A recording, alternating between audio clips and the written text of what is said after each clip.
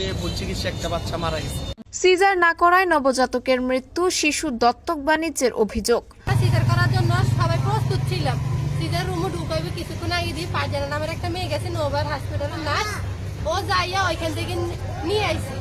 ওইখান থেকে রিলিজ করে নিয়ে আসার পরে বাড়িতে নিয়ে গেছে, যারা বাচ্চা নিব ওনারা নিয়ে গেছে। নিয়ে যাওয়ার পরে ফারজানা আবার ব্যথা উঠছে, এখানে নিয়ে আসছে। মাই বলছে যে এখানে আমরা কলেজে পড়াশোনা করি। কোন কলেজে? ওই নার্সিং কলেজ।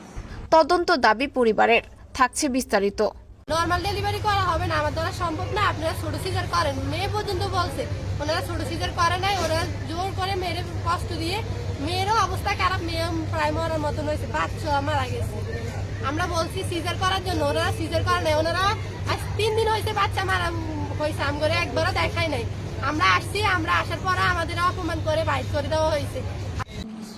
দত্তক কত হচ্ছে কি হচ্ছে এগুলো কিছু জানি না, আমি পরে শুনছি ওনাদের থেকে। লক্ষ্মীপুরের একটি বেসরকারি হাসপাতালে প্রসবের সময় চিকিৎসায় অবহেলা এবং নবজাতককে দত্তক দেওয়ার প্রলোভন দেখানোর অভিযোগ তুলেছে এক প্রসূতির পরিবার। নোবেল মেয়েদের হয়েছে আর কি, হওয়ার পরে মারাও দেখায় নেই বাচ্চা, দেখায় না, ওরা বাচ্চা নিয়ে আলবারাকা হাসপাতালে নিয়ে ভর্তি করাইছে। 3 দিন আমরা যতবার যাই আমগরে বাচ্চা দেখায় না, আমগরে বলে সময় ভালো আছে, রাশি ভালো থাকতে কিন্তু চলে যান। ওনারা আমগরে হুমকি দিছে, হুমকি দিয়ে এখান থেকে চলে আমগরে বাইর করে দিচ্ছে। মেয়ের বাবা আইছে যে আমার একটু নাতিটা দেখান। এ ঘটনায় সুষ্ঠু তদন্ত করে জড়িতদের বিরুদ্ধে আইনগত ব্যবস্থা নেওয়ার দাবি জানিয়েছেন তারা। ভুক্তভোগী জান্নাতুল ফেরদৌসের পরিবারের দাবি, গত 21 জুলাই 2026 তিনি সন্তান প্রসবের জন্য Nova trauma centre and general হাসপাতাল লিমিটেডে ভর্তি হন। পরদিন 22 জুলাই সকালে তিনি একটি মৃত সন্তান প্রসব করেন।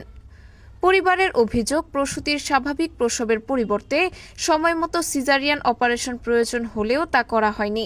এতে নবজাতকের মৃত্যু হয়েছে। বর্তমানে জান্নাতুল ফেরদৌস গুরুতর অসুস্থ অবস্থায় লক্ষ্মীপুর সদর হাসপাতালে চিকিৎসাধীন রয়েছেন।